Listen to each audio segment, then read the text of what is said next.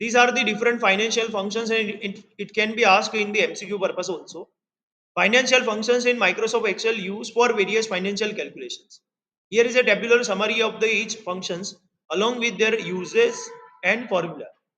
Formulas उसके दिए हैं, यूजेस दिए हैं. जैसे पीएमटी का पूरा नाम क्या होता है, तो पीएमटी का पूरा नाम अगर आपको देखना है तो नीचे आपको दिया होगा कि पीएमटी का पूरा नाम क्या है. पीएमटी लास्ट वन है, देखो. Here is a brief explanation for parameter use in the formula. PMT का मतलब होता है the payment made each period it remains constant throughout the annual. यानी आप एवरी मंथ कितना, या every year, every quarterly how much payment you are making, that is called PM. Say for example, if you are making investment of 1000 at 7%, so what constant payment you are making? 1000. So that stands for PMT. What is PPMT? Calculate the principal payment for a specific period in a loan. This will calculate your principal payment in a loan for a specific period, and for that formula is equal to PPMT rate PER NPER PV FE and time. अब देखो ये सबका मतलब होना आपको पता होना चाहिए कि PPR का मतलब क्या होता है, NPR का मतलब क्या होता है. तो यहाँ पे सबको पहले एब्रीवेशन पढ़ लो. रेट जब भी दिया है उसका मतलब होता है interest rate for each period, कितना इंटरेस्ट चार्ज करने वाले. NPER का मतलब होता है the total number of payment period. और ये आपको MCQ में भी आ सकता है, ध्यान में रखना है कि ये NPR पूरा नाम होता है कि the total number of payment period. PV means present value of principal amount, अभी का उसका प्रिंसिपल वैल्यू का प्रेजेंट वैल्यू क्या है. FE means future value, the future value is value और cash balance after the last payment is made. सारा payment कर दोगे उसके बाद आपको लास्ट में कितना मिलेगा टोटल इंटरेस्ट के साथ, वो ढूंढना है, तो एफई का फॉर्मूला आएगा. अब type is very important and that can be asked in the MCQ. The timing of payment 0 for the end of the period. अगर आप एंड ऑफ द पीरियड ले रहे हो तो टाइमिंग आपका 0 रहेगा. 1 for the beginning of the period. अगर start कर रहे हो तो बिगिनिंग ऑफ द पीरियड के लिए 1 रहेगा. तो when you have to use 1, when you have to use 0, that MCQ can come in the exam. PER का मतलब होता है, देखो दोनों जगह पे, the period for which you want to find the payment in PPMT and IPMT functions. PPMT and IPMT का function जब भी यूज करोगे उसमें पीईआर आएगा, और पीईआर का मतलब होता है the period for which you want to find the payment in PPMT and IPMT functions. NPMT का मतलब बताया मैंने अभी आपको. अब जैसे ऊपर वापस चले जाते हैं अपने. IPMT, calculate the interest payment for a specific period in a loan. IPMT stands for rate, PER, NPR, PV, FE and type. Rate means calculate the interest rate of a loan based on the periodic payment and a constant loan amount. NPR, PMT, PV, FE, type इसमें आपको rate का formula लगा. Future FE means calculate the future value of investment based on periodic constant payment and a constant interest rate. And PV का stands for calculate the present value of investment based on periodic constant payment and constant interest. And for these 7 exercise, yani 7 examples are given. By keeping in mind all this information, you have to find out what amount I have to put every month so that I will get 5 lakh in 3 years. यहाँ पे मैंने paste किया और मैंने ऐसा उसको command दिया कि ये मेरा क्वेश्चन है, गिव एक्सेल फॉर्मूला. तो देखो वो आपको सब कुछ समझा के दे देगा कि इसमें आपको कौन सा फंक्शन यूज करना है, पीएमटी का फंक्शन यूज करना है. और उससे ज्यादा डिटेल में ये समझाया कि पीएमटी में आपको देखो रेट क्या है, मंथली इंटरेस्ट रेट क्या है, आपको एनुअल रेट डिवाइड बाय 12 करना है. यानी 7% डिवाइड बाय 12 किया, 0.07 डिवाइड बाय 12, ये आपको कैलकुलेशन करके बता रहा है. एनपीईआर, टोटल नंबर ऑफ पीरियड, तो years into 12, so you have 36 months. PV, present value of initial investment if any, since you are starting from 0, this is 0, है ना, present value 0 है. Future value 5 lakh, the targeted amount. Type payment timing 0 for the end of the month and 1 for the beginning of the month. Assuming payment are made at the end of the month, use 0. अगर आप end of the month में payment कर रहे हो तो use 0. Beginning of the month में payment कर रहे हो, दोनों में फर्क पड़ता है ना, आपको इंटरेस्ट ज़्यादा मिलता है कम मिलता है, ऐसा होता है अगर eight the beginning of the month कर रहे हो या eight the end of the month कर रहे हो। मैं ये कर रहा हूँ कॉपी, देखो ये पूरा रेडीमेड फॉर्मूला है, कॉपी किया, फॉर्मूला पेस्ट कर रहा हूँ, अमाउंट बता दिया, कितना बता दिया उन लोगों ने, यहाँ पे देखूंगा तो मेरे को बता रहे, देखो is equal to PMT 0.07 divide by 12। इसका मतलब क्या होता है कि आपने डिवाइड बाई 12 क्यों किया, because every month you will get interest, multiply comma करके 36 लिखा, कॉमा करके 0 लिखा, -5 lakh that you have to one achieve and 0 because you are investing at the end of the month. आपको यहाँ पे पता चलेगा if you multiply it by 36,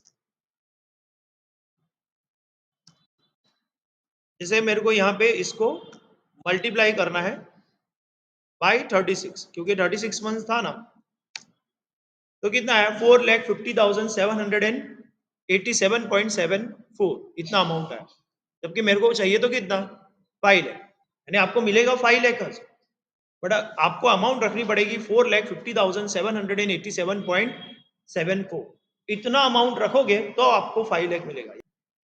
if deposit of 1 lakh sorry 1,000 at the beginning, अब आप सोचो कि इसमें कौन सा फॉर्मूला आएगा कि how much you are putting every month 1,000 at the beginning of each month starting today in an account earning 1% per month, how much will I have after 2 years? देखो क्या फॉर्मूला दिया इसने, is equal to F P multiply by rate multiply by NPR multiply by PMT present value and time. इसमें देखो rate क्या लेंगे 1% यानी 0.01, NPR means total number of payment period is 2 into 24 sorry 2 into 12 24, PMT payment amount कितना है 1,000 है, present value initial investment is if any 0, no initial deposit, आपका कोई इनिशियल डिपॉजिट नहीं है यानी 0, टाइप पेमेंट टाइमिंग 1, यहाँ पे आप since payment are made in the beginning of the month तो आपको बिगिनिंग है इसलिए 1 लेना पड़ेगा, और उसने ये फॉर्मूला बना के दे दिया, तो यहाँ पे दे दिया कि is equal to future value 0.01 comma 24 by 24 12 2 into 12 minus 1,000 0 and 1। अगर आपको यही चीज सेम चीज लिखना है कि कोई दूसरे अमाउंट के लिए और दूसरे साल के लिए, आप ऐसा उसका प्रैक्टिस कर सकते हो, आपको ये फॉर्मूला याद रखना पड़ेगा। देखो क्या लिखा है, लिख लो आप कोई जगह पे, क्या लिखा है formula, is equal to F P into 0.01 क्योंकि 1% था, कॉमा 24 माइनस 1,000 कॉमा 0 क्योंकि आपका अभी प्रेजेंट इनिशियल इन्वेस्टमेंट 0 है, and 1 by 1 because you are putting your amount at the beginning of the every month. लिखा सबने, ओके ये 1 लाख है, if you have deposit of 1 lakh with compound interest at 6.25 per annum for 8 years, find the return value at the end of 8 years, give Excel formula,